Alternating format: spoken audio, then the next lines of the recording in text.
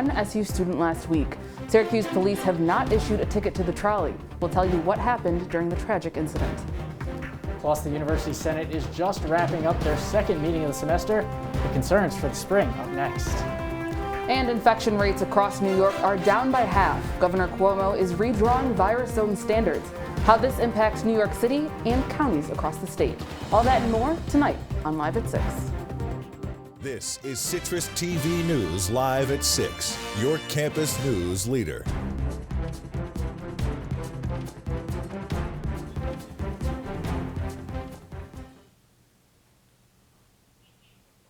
We begin tonight with new details on the trolley accident from last week. The Syracuse Police Department says the trolley had a green light during the crash. SPD says the trolley's speed did not cause the crash. Good evening, I'm Greg Bradbury. And I'm Carmella Boykin. SU freshman Trevor Pierce was killed when he collided with an SU trolley while on a skateboard on October 13th. Police say Pierce dropped his skateboard to avoid being hit, but instead slipped under the trolley's rear tires. The trolley driver is on administrative leave, but SPD has not issued any tickets.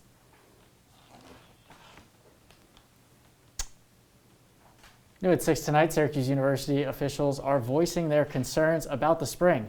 Officials speaking during a series of virtual meetings today at the University Senate. CitrusTV reporter Ricky Sayer is now in studio with us to break it down. Ricky?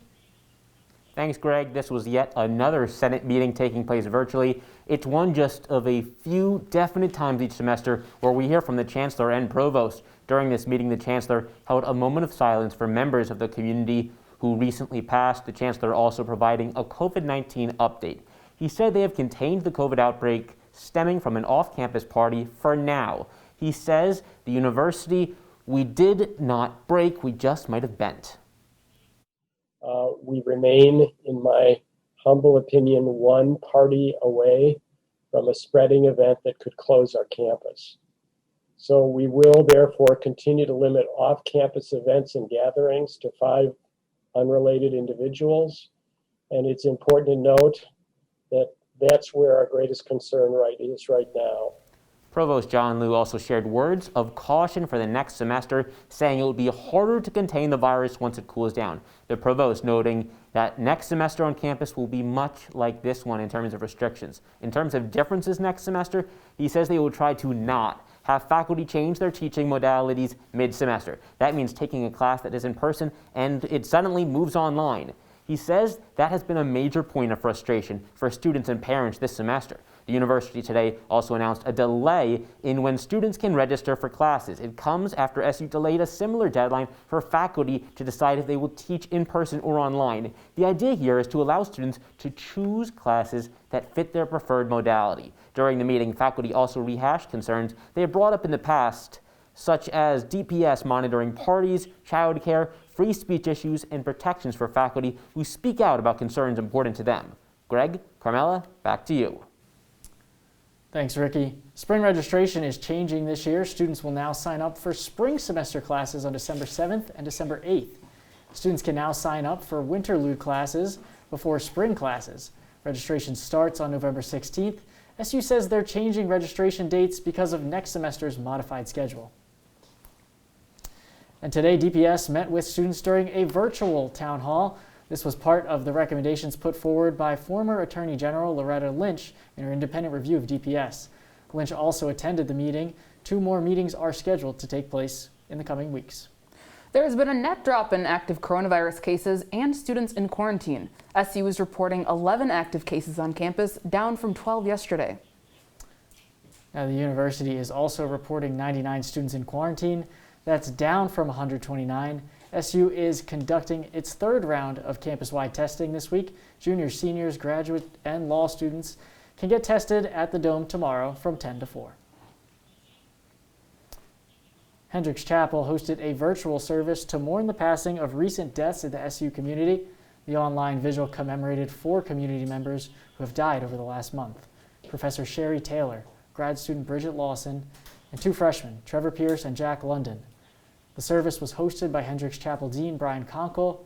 There were readings, songs, and a candle lighting. SU's Office of Diversity and Inclusion will be holding a virtual conversation tonight with author of How to Be an Anti-Racist, Dr. Ibram X. Kendi. The presentation and discussion will focus on anti-racism and social issues. Interested students should register in advance through the event's host, Friends of the Central Library. The meeting runs from 7 to 9 p.m. tonight. Happening now, the Office of Sorority and Fraternity Affairs is hosting a virtual event for LGBTQ History Month.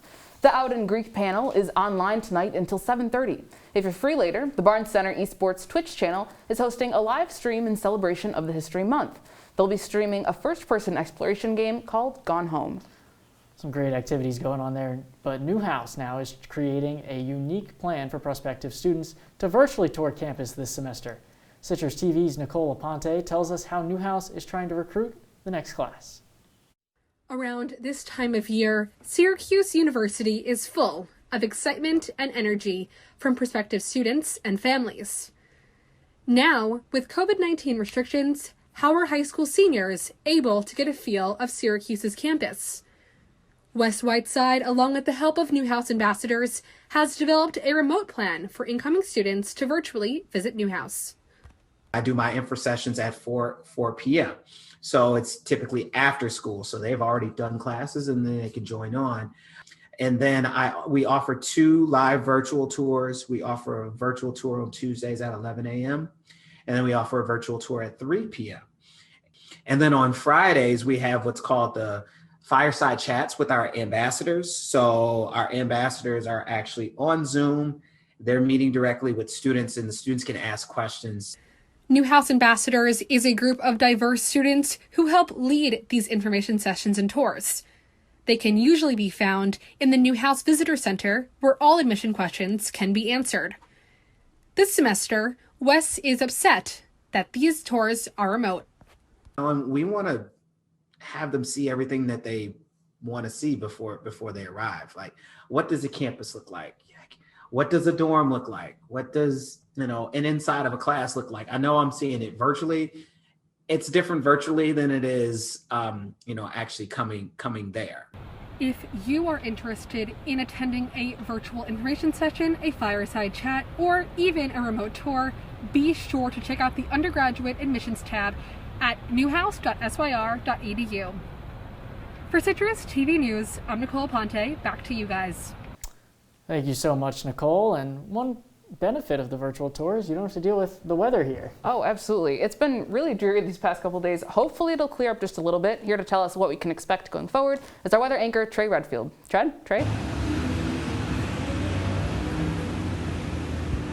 That's right, guys. So looking outside right now, it's been looking like this all day. It's around 59 degrees, cloudy skies throughout, morning storms, but afternoon showers, and we're flirting with a little bit of a light drizzle at the moment.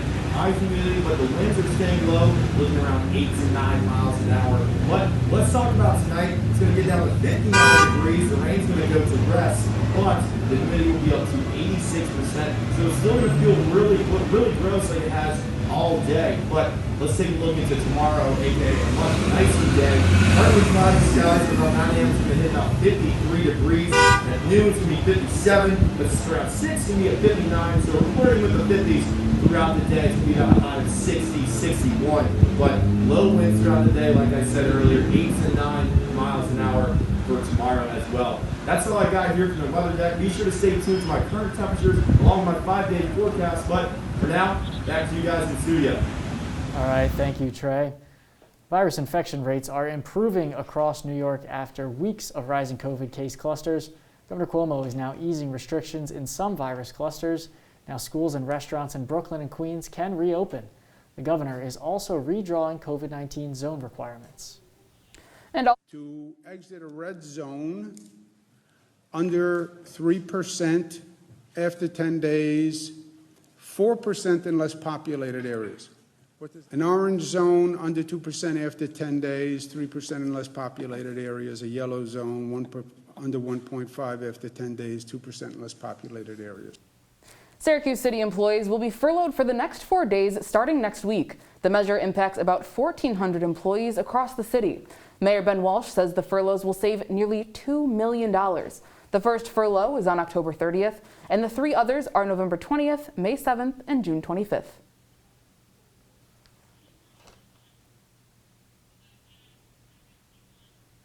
Insurance company Equitable Financial Life will move 700 jobs to Syracuse's Inner Harbor.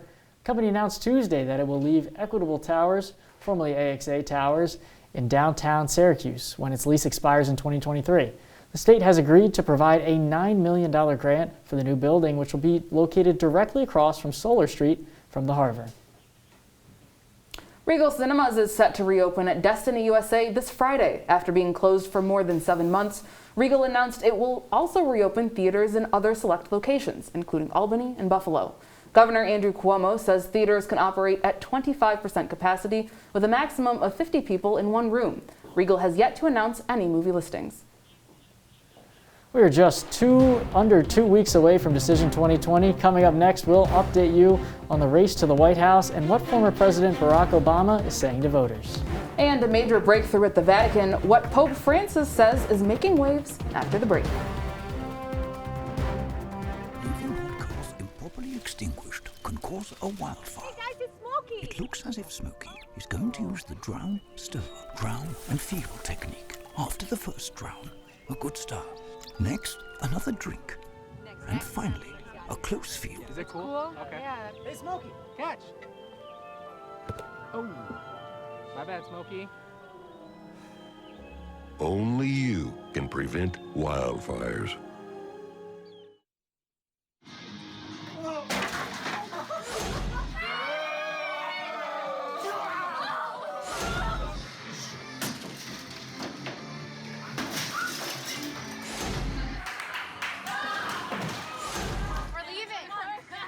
Most party fouls are pretty dumb.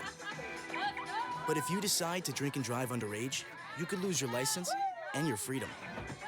Underage drinking and driving. The ultimate party foul. They'll test you. Try to break your will. But however loud the loudness gets, however many cheese puffs may fly, you're the driver. The one in control. Stand firm. Just wait. And move only when you hear the click that says they're buckled in for the drive. Never give up till they buckle up. They call me Maxie, but I prefer tripod. I was your above-average four-legged homie, and then wham, bam, minivan. Some people pity me. Now that's lame. I still run, fetch, and swim. And the ladies love me. I'm the ultimate wingman. Just don't ask me to high five.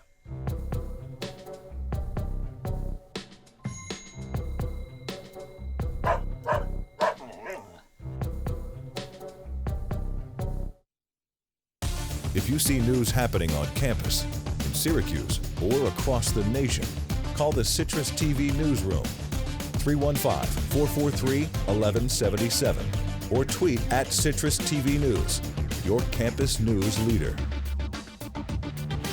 With 13 days until the presidential election, Joe Biden leads President Trump by double digits in national polls, according to the election forecasting site 538. Even with this wide lead in polling numbers, the Biden campaign is not slowing down. Former President Barack Obama is holding a drive-in rally for Biden in Pennsylvania today.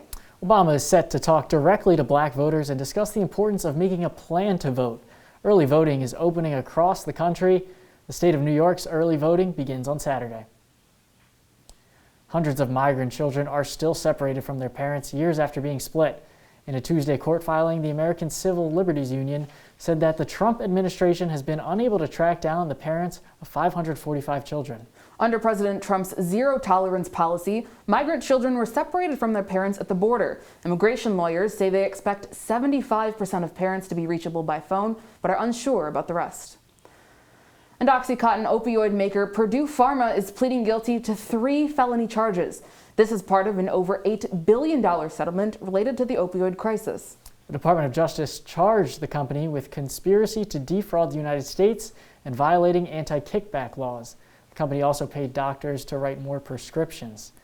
The flood of OxyContin contributed to an opioid crisis across the nation. This settlement doesn't shield Purdue Pharma's company executives or the Sackler family. Both could face criminal and civil charges again in the future. The latest out of the Vatican tonight, Pope Francis is saying he supports civil unions of same-sex couples. This was the first time the Pope has directly come out in favor of civil unions. His historic announcement came with the release of a new documentary film, Francisco, which premiered today. In the film, he states, quote, "Homosexual people have a right to be in a family. They're children of God and have a right to a family. Nobody should be thrown out or made miserable over it."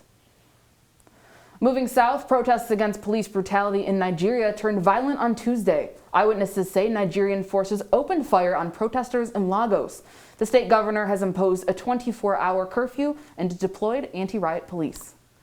For nearly 2 weeks, demonstrators across the country have been protesting a police unit known as the Special Anti-Robbery Squad, or SARS. The unit has widespread claims against them concerning kidnapping, harassment, and extortion. A patient in an AstraZeneca COVID-19 trial in Brazil has died.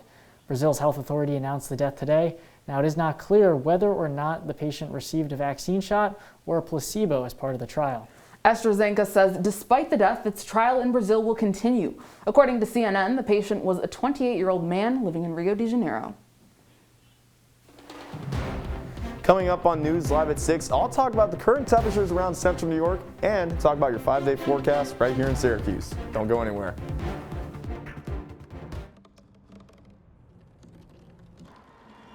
Everybody has a dream.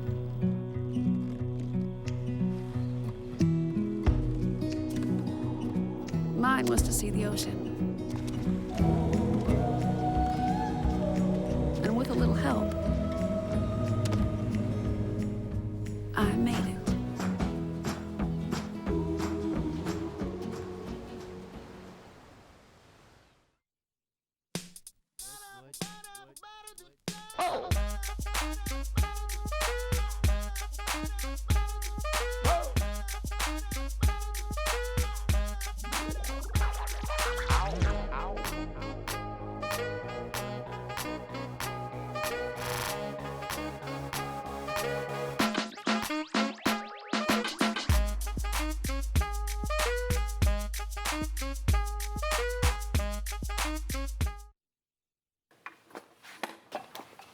Did you hear about the pony with a sore throat? He was a little horse. Can I tell you a cat joke? Just kidding. Why couldn't the Why was the basketball court all wet? Why? Because the players kept dribbling all over it. Where do cats go on vacation? New York.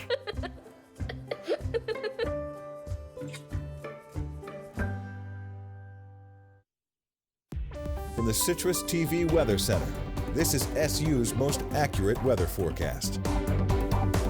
Back here in the CitrusTV studios, continuing your Wednesday weather report, I'm Trey Redfield. Let's check out the current temperatures right now. 65 in Syracuse, 60s throughout central New York, and you have 64s in Penn Yan and Cortland, 68 in Rochester, along with 66 in Rome, 63 in Fulton, and Elmira. Looking pretty nice down there at 69 degrees. Let's talk about the 5-day outlook right here in Syracuse. Partly cloudy, 73 with the high, 48 with the low, but Friday, absolutely stunning. High of 77 and a low of 49. But after that on Saturday, it's going to be a chance of showers, because Syracuse football probably is going to take another L. It's going to be looking pretty bad here in Syracuse with a high of 53, low of 35, and on Sunday, high of 52, low of 47. But Monday, the showers are back, looking around 60 degrees for the high on that. But now, let's check out the activity outlook. I'm saying take a trip downtown because, why not? Look, it's cool weather for dinner, looking at 58 degrees. Go to Possibilities, go somewhere like that. It's an Instagram-worthy type of weather, as it always is. But that's all I got for weather. Chris, what do we have in sports? Not just yet, Trey. According to reports, mobile phone-based streaming service Quibi is shutting down. The company specialized in short 8 to 10-minute videos for phones. As part of the shutdown, all the company's employees will be laid off. And coming up in sports, how does head coach Dino Babers feel about playing the #1 team in the country? Plus, the World Series continues tonight between the Rays and the Dodgers, the two top teams in baseball. That and much more coming up after the break.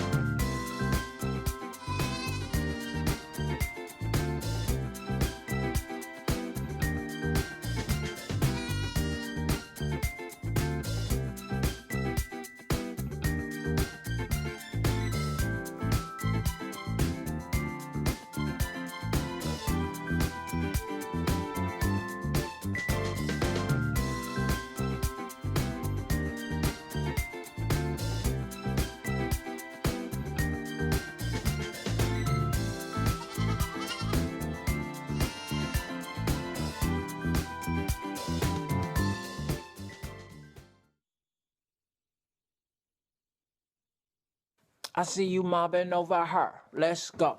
Let's mob. Let's crawl. Let's crawl. Let's crawl. Hey, yo, we mobbing. Come on, girl. Let's crawl. Hey, yo, let's crawl. Hey, yo, let's crawl. Hey, let's crawl. Hey, yo, let's crawl. Here we go. We're gonna go out there in the rain. It's gonna get wet. All right, here we go.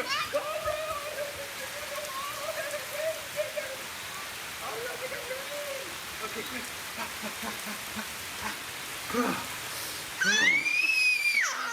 Oh yeah, yes. So much fun. Mwah.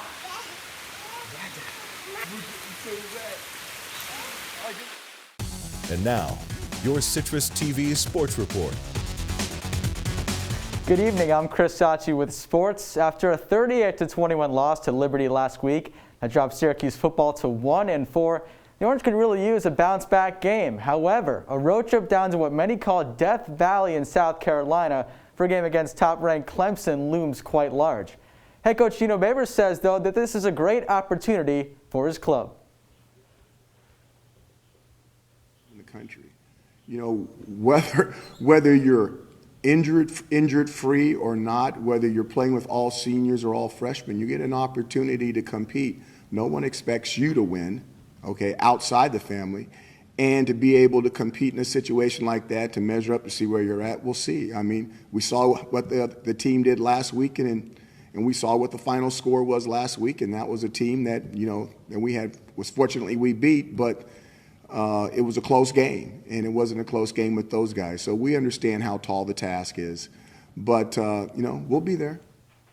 And as many fans here on the Hill won't forget, Clemson's last regular season loss was here inside the Carrier Dome 3 years ago.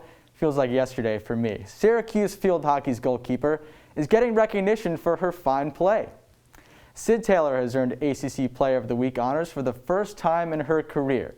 The junior racked up 10 saves this past week, leading the charge in a 2-1 victory over Wake Forest on Sunday. And keeping things on the Hill, Syracuse University's Diversity and Inclusion Student Athlete Board is leading a fundraiser to fight hunger in the city of Syracuse. 44 Hours of Change begins tomorrow, Thursday, continues for, you guessed it, 44 hours. There are 2 ways you can participate: by making a donation, of course. You can also spread the word on social media through the hashtag 44 Hours of Change. This initiative is in partnership with the Blessings in a Backpack program that works to feed children in the Syracuse City School District. And we wrap up on the diamond. The 2 best teams in baseball continue their World Series bout tonight. The Dodgers look to take a 2-0 series lead over the Rays after an 8-3 victory in Game 1 last night. Dodgers starter Clayton Kershaw is well on his way towards a Hall of Fame career, but coming into last night still lacked that signature postseason moment. But after 6 innings pitched, 8 strikeouts, and the win later, he led the way for the Dodgers to strike first in this series. And as you see, Kershaw got some help from last year's NL MVP Cody Bellinger, who took away a home run for the second time this playoffs. He also hit one himself for good measure. And so that was a story from Game 1 of the Fall Classic down in Texas. Once again, Dodgers 8, Rays 3. Tonight, the Rays look to even the series with former Cy Young Award winner Blake Snell taking the bump. Lots going on there in sports world. The Rays and Dodgers obviously going to be a great series, Chris. But one of the big things we're looking at is LA just won in basketball. Tampa Bay just won in hockey. So what do we think about this one? Yeah, this is a lot of fun. Who's going to be the sports king of the country? And for me, as a New York sports fan myself, it takes me back to 69 and 70 when the Jets and Mets both won that year. That's how long it's been for me in New York sports, but those 2 cities have a chance to pull the same trick. All right. And moving back to Syracuse football, Coach Babers says that this game against Clemson, #1 team, is a great opportunity. How do you think this game's going to work out this weekend? Well, look, I'm an optimist. I was an optimist 3 years ago when they beat Clemson last time, but I think Trey's weather analogy fit pretty well. It's going to be a stormy, rainy day that day, and for Syracuse football going down to Death Valley, it might be some of the same. Awesome. Thank you so much, Chris. When we come back, we'll take one last look at your weather. on. It's not that hard. My big man fingers are having a problem with these little tiny buttons. Whoa, watch it there. Your blood pressure's gonna go through the roof. Tell me about it. I'm trying to learn how to get it down. Instead, it keeps going up. High blood pressure can increase the risk for heart attack or stroke. Learn how to keep yours at a healthy range. Ever hear a voice command? Just say text barbershop to 97779. That's not what I said. Just give me that. Now my blood pressure's up. Here's your check.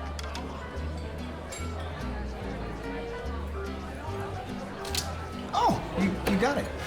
You know, since I got rid of my car, I really enjoy walking. Okay. God, no. Getting pulled over for buzz driving could cost you around $10,000 in fines, legal fees, and increased insurance rates. Oh, you're home early. You live with your mom? That'll set your game back a few years. Buzzed, busted, and broke. Because buzz driving is drunk driving. Well, Thomas, you've got pre-diabetes. But with more exercise and a change in diet, it can be reversed. I've tried exercising. It just makes me hungry for bacon. I love bacon, too. And who really likes to exercise? Not me. Me neither. Nobody. So we're good? What? Oh, you still have pre-diabetes. Big time.